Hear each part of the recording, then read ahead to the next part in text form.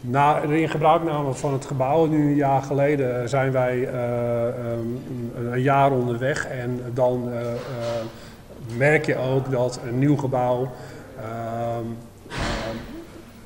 en de medewerkers die daar gebruik van maken, de organisatie, ook aan elkaar moeten wennen. Doordat je de situatie full speed in gebruik neemt, ja, kom je ook soms de zaken tegen die aanpassingen vragen. En in die periode bevinden wij ons. Wij hebben een goede relatie met de RVB.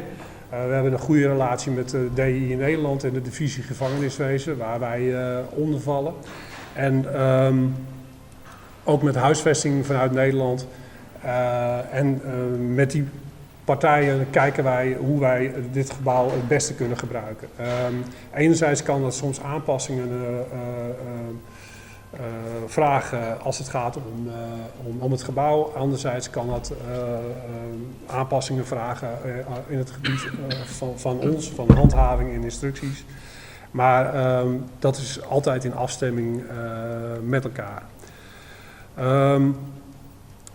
Als het gaat om het gebouw, dan heeft u ook kunnen vernemen dat er een aantal veiligheidsissues zijn geweest. Met name als het gaat om de tralies. Er zijn een aantal zaagincidenten geweest. Dat wil zeggen dat er tralies door zijn gezaagd of getracht zijn doorgezaagd. En dat is door het personeel ontdekt. En daar komt een heel proces op gang. Je gaat kijken hoe kan dat. Ligt het aan het materiaal? Ligt het aan de handhaving? En in ieder geval is daar door ons wel direct op geacteerd.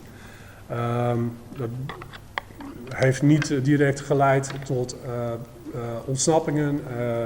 Een inrichting heeft diverse veiligheidsschillen.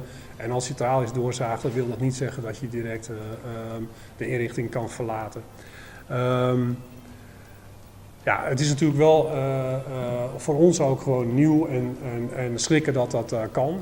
Maar goed, dan gaat er wel een proces op gang komen wat maakt dat je enerzijds gaat herstellen en anderzijds gaat voorkomen. En die situatie die speelt zich nu op dit moment af.